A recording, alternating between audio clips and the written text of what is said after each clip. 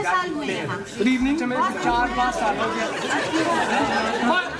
In 1985, Mind Your Language came back for a secret fourth season. 13 episodes were filmed at a college to save money. But today, only one episode survives. The other 12 are gone forever. When the production company went bankrupt, creditors took the master tapes and they vanished during liquidation. Historians believe those lost episodes were the most controversial of all, pushed further than anything that got the show canceled in 1979. What was in those missing episodes, and why did everyone involved refuse to talk about them? In 1976, a writer named Vince Powell came up with an idea for a new TV show. He had already worked on another controversial comedy called Love Thy Neighbor. One day, he walked into a pitch meeting with Michael Grade, who was in charge of picking shows at London Weekend Television. That meeting lasted only 30 minutes, but it changed everything. Vince didn't base the idea on any real English teaching experience. He simply thought it would be funny to show a class full of foreign students trying to learn English. Michael Grade was already looking for something that could grab attention. Britain's TV scene back then was desperate for bold ideas, and shows with racial jokes were doing well. So when Vince suggested a series about immigrants and accents, Grade said yes without hesitation. He wasn't thinking about education. He was thinking about ratings. The timing wasn't accidental either. Britain in 1977 was going through major immigration changes. Thousands of Asians had arrived from Uganda in 1972. More people kept coming from India, Pakistan, and other places. The National Front was rising in popularity, and newspapers were filled with stories of racial violence. Despite all that, or maybe because of it, Grade and his team thought people might actually enjoy a show that made light of these tensions. They believed that if the characters were funny enough, even the most stereotypical jokes would be accepted. They expected 18 million people might watch each week, and they were right.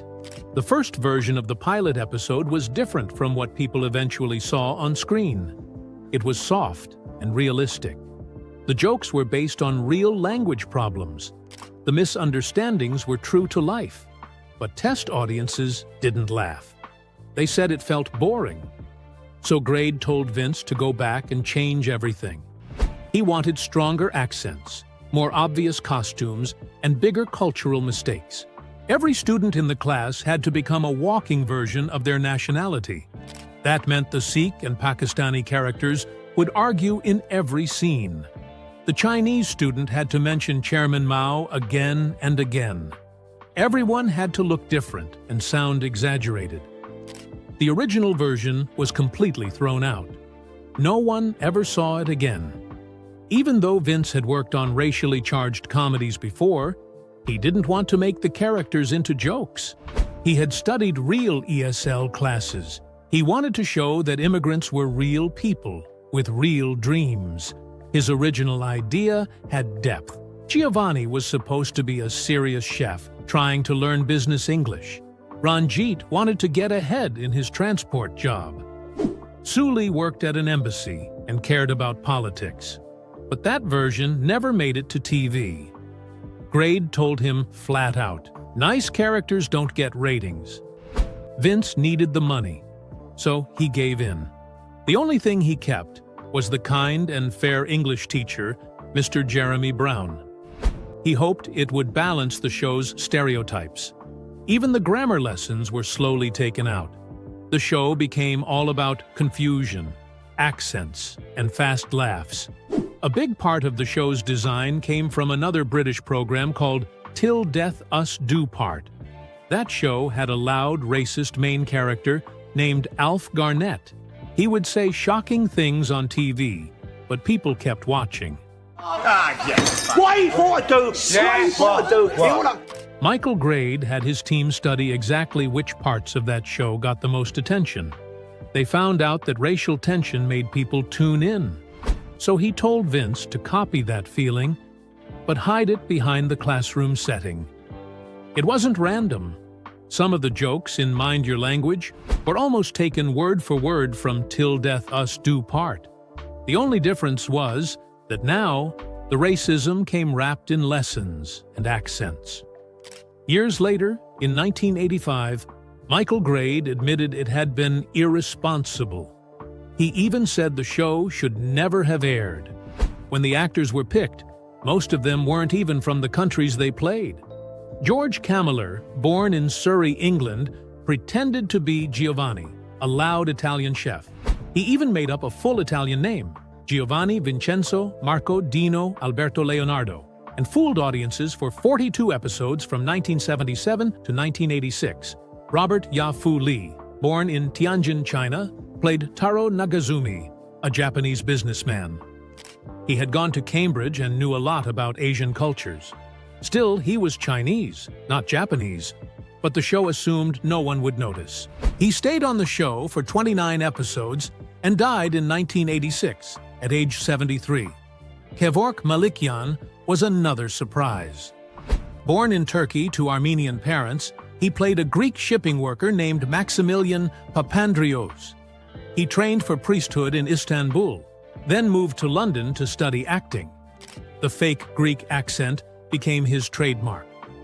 Dino Shafiq, born in Dhaka in 1930, wasn't Pakistani either. He was Bangladeshi. But he wore the Jinnah cap and spoke lines as if he were from Pakistan. He died in London in 1984, just 11 days before turning 54. The show had a habit of blending nationalities as if they were all the same. South Asian countries were treated like interchangeable parts of one big joke. Only 2 actors matched their characters' backgrounds. Jamila Massey really was Indian-born and played an Indian housewife. Anna Bergman, who played the Swedish student Ingrid, was actually Swedish. Out of 10 to 12 main characters, only 2 were authentic. Casting directors didn't seem to care. They just wanted someone who could do an accent. When Mind Your Language aired on December 30th, 1977, it instantly grabbed attention. Over 12 million people tuned in right from the first episode. It was filmed before a live audience at South Bank Television Center. The story was simple: Jeremy Brown teaching English to a group of foreign students, but people loved it. Even with BBC shows airing at the same time, ITV dominated the Friday night slot. By 1978, the show wasn't just a hit in the UK. It had become ITV's most exported sitcom. It was sold to countries like Pakistan, Australia, India, Kenya, Singapore, Malaysia, and even South Africa, right after the Actors Union boycott ended. It aired in Canada until 1982, and in parts of the US by 1985. It was easy to understand, full of clear setups and punchlines, and fit into almost any culture where people were trying to learn English. In total, the show reached more than 25 countries and earned millions from international deals. At its peak, over 18 million people in the UK were watching the show every week. That was almost 1/3 of the country. The viewership never dropped below 12 million. It ran for 3 seasons from 1977 to 1979, with 29 episodes and a Christmas special. Every Friday night, people watched Jeremy Brown's class fall into chaos again and again. The jokes became catchphrases. People repeated them at home, at work, and in schoolyards. It wasn't just a show, it was a cultural event. Because of its popularity, other countries started making their own versions. At least 11 different countries created local remakes. Some used the exact format, just replacing the students with locals. Others translated the scripts. Broadcasters paid big money to license the format. The classroom concept worked everywhere. It was simple, familiar, and funny, even if it came from stereotypes. Many of these remakes became successful in their own countries, spreading the show's influence far beyond Britain. The merchandising that followed was massive. Books, phrase guides, and English learning materials were sold using the characters. People could buy workbooks with Giovanni's jokes, or Ali's misunderstandings printed beside vocabulary tips. There were even soundtrack albums with the best scenes from the show. Fans collected posters, joke items, and classroom-themed gear. The show managed to blur the line between learning and laughing. Even years after it ended in 1979, people still bought Mind Your Language materials in the 1980s and 1990s. Barry Evans never expected the success of Mind Your Language to bring so much discomfort. When the first season aired in 1977, it was already pushing boundaries.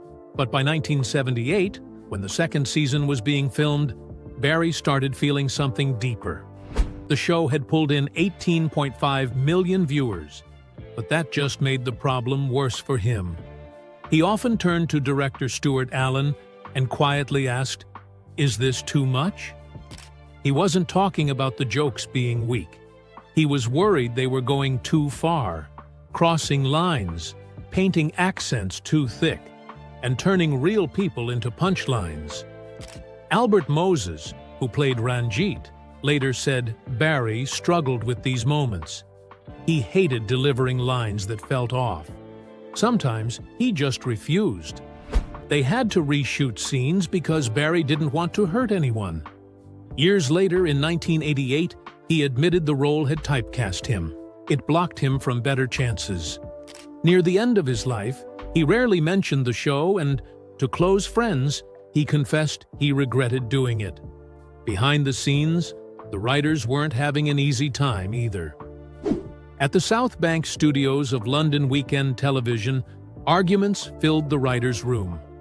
Creator Vince Powell, along with writers like Harry Driver, couldn't agree on how far to go. Pakistani character Ali Nadam and Indian character Ranjit Singh were at the center of most of those fights.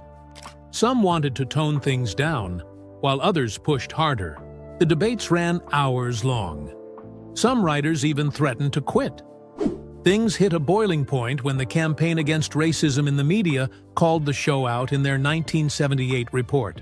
The team made some changes, removing a few of the harsher jokes. But the tension never faded. Powell reportedly thought about ending the series just to escape the constant battle. And then there were the production shortcuts. Because of the tight budget, just $15,000 per episode, they rushed everything. 2 episodes had to be shot every week, with only 1 day of rehearsal. Mistakes happened constantly. The classroom door changed numbers from Season 2 to Season 3, and nobody fixed it. In one episode, Giovanni suddenly spoke with a Spanish accent instead of Italian. Ricardo Montes, the actor, was just too tired, and they let it slide. The editor counted at least 47 continuity errors across the series, including names being mispronounced from one scene to the next. Stuart Allen admitted they aired about 20% of the footage, even when they knew it had problems. There just wasn't time or money to fix it. To make those exaggerated accents sound believable, they hired dialect coaches, spending $2,500 per episode. Françoise Pascal trained 8 hours a week to sound overly Bavarian. Ricardo Montes got help from Italian voice experts who actually told him to speak in over-the-top ways. Albert Moses, even though born in Britain, had to learn how to fake a heavy Indian accent from Punjabi coaches. Pixen Lim worked with Mandarin specialists to sound more broken than natural. The total cost for accent coaching was over $35,000, and by the end, some actors struggled to return to their real voices after shooting. Viewer complaints started pouring in, 2,047 in the first 2 seasons alone. But LWT executives brushed them off. Michael Grade, the network's controller, called them oversensitive. Letters from The Guardian and The Times criticized the show's portrayal of foreign characters. Big brands like Unilever and Procter & Gamble began to worry and threatened to pull ads. That's when LWT finally gave in. But even then, they only made a quiet statement saying they'd review content standards while doing secret audience research that showed 73% of viewers still liked the racial humor. one episode changed everything.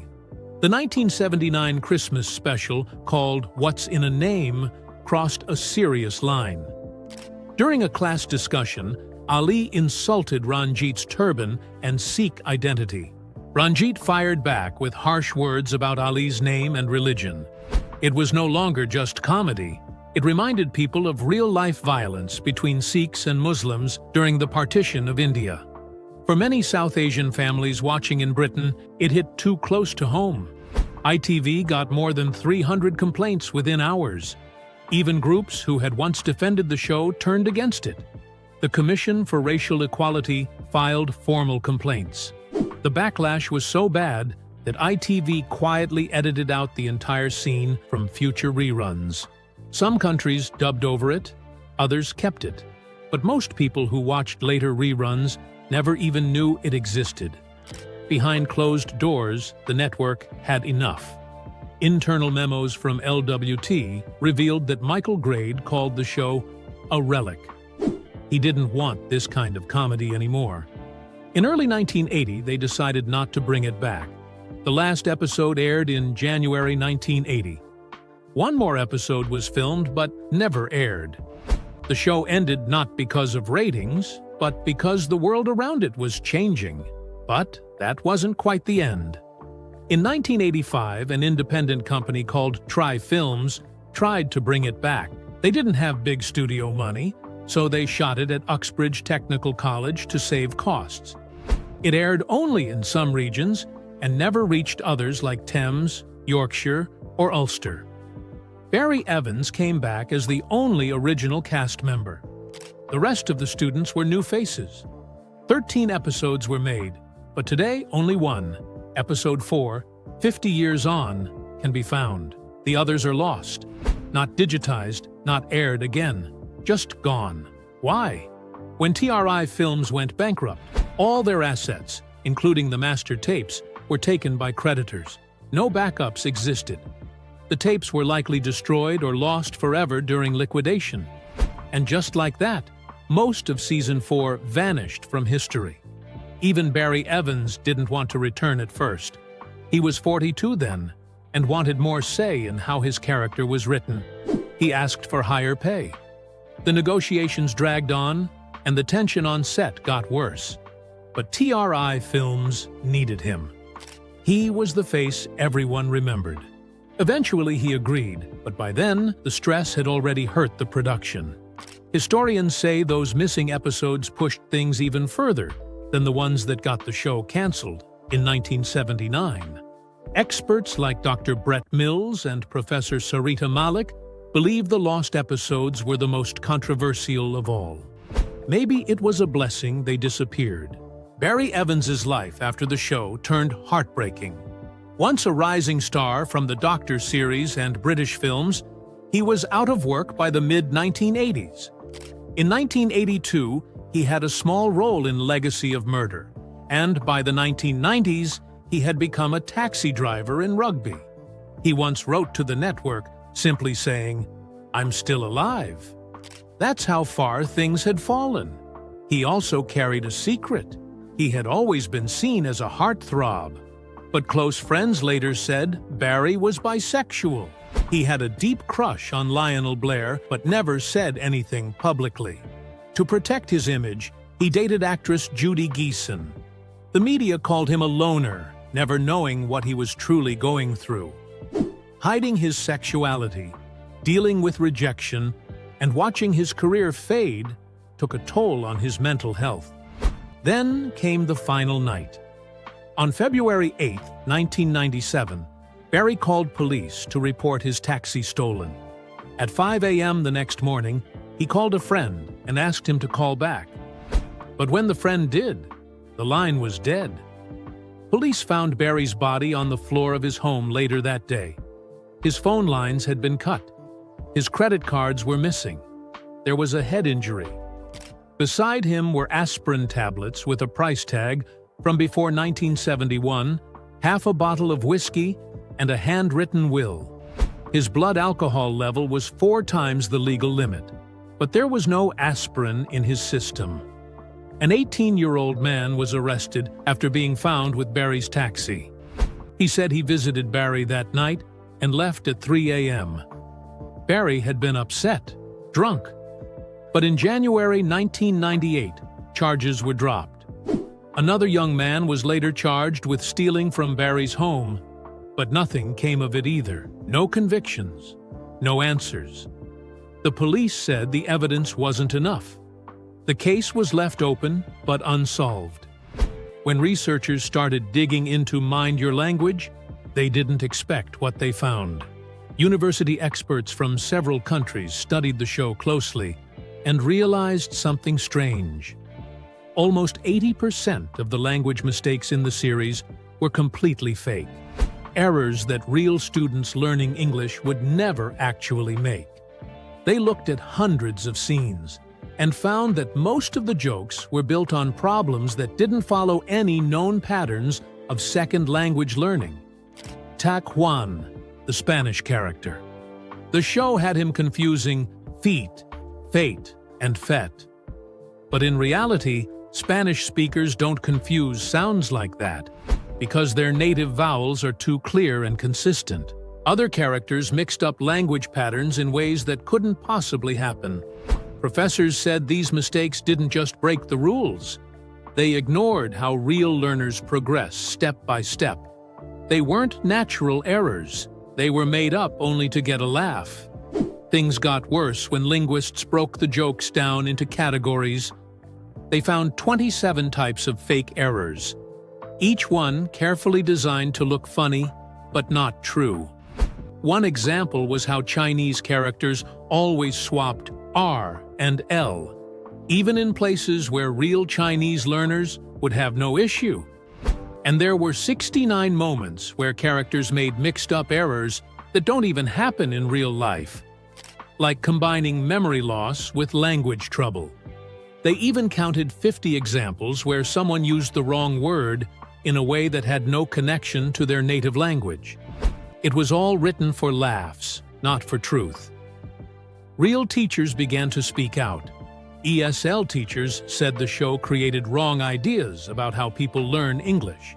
Some reported that after the show became popular, their students were treated more like jokes than real learners. TESOL, the biggest organization for English teachers, said the show was spreading 4 big lies. That just being around English helps you learn it, that everyone learns it the same way, that teaching methods for native speakers work for foreign students too, and that body language is enough to teach. In a survey, 71% of ESL teachers said their classrooms were hurt after the show aired. Students were being mocked, support was dropping, the damage was real. Even worse, students started changing themselves to avoid being laughed at. A study showed that learners from India and Pakistan were now avoiding asking questions in class because they didn't want to be compared to characters like Ali or Ranjit. They weren't learning faster. They were holding themselves back. In some schools, these students were 33% more likely to face negative reactions than classmates from countries not shown in the series. Teachers had grown less patient. Jokes had turned into judgment. Because of all this, universities now use Mind Your Language as a warning. Professor David Johnson has been teaching it for over 15 years, showing how the show turned real language learning into a comedy based on old colonial thinking. Instead of focusing on real challenges, the show turned people from other countries into clowns. Experts said the producers ignored decades of research that already existed back then. Today, the show is used in classrooms to prove how badly TV can shape public opinion, and how it still affects ESL policies. When the show aired in 1977, it reached over 18 million viewers in Britain. But when it was broadcast in other countries like Pakistan, India, Kenya, Malaysia, Nigeria, and Singapore, they didn't accept it as is. Broadcasters there started cutting out the worst scenes. These edits removed jokes seen as racist or unfair. Michael Grade, who approved the show back then, later said in 1985 that airing it was really irresponsible. he shut it down. In fact, the BBC's 1979 documentary, It Ain't Half Racist, Mum directly attacked one episode where an Asian man was shown living on government help with two families in one room, and laughing about it. That scene was labeled simply appalling. India even made two versions of the show. The most famous one, Zaban Sambhal Ke, flipped the script. It had Indian characters as teachers, with foreign students trying to learn Hindi. Pankaj Kapoor played the lead from 1993 to 1998, covering 106 episodes. The show had similar jokes, but from an Indian point of view. There was a short reboot in 2018 with only 3 episodes, including a Hollywood actress and an oil-rich Arab character. Even though it was ironic, the idea was still the same. Laugh at people who don't understand the language. America tried too, but it didn't go well. Their version, What a Country, ran for just 26 episodes from September 1986 to May 1987. It had a Ukrainian comedian as the teacher, and characters like a Russian taxi driver and a Pakistani student. They hoped to cash in on the same kind of comedy. Even Don Knotts joined the cast later, but American viewers weren't buying it. Critics called it tone-deaf. It ended after 1 season. Malaysia created a show called Oh My English in 2012, but it ran into problems too.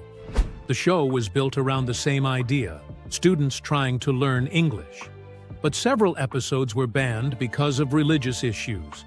Anything that hinted at ghosts, other religions, or controversial topics got cut.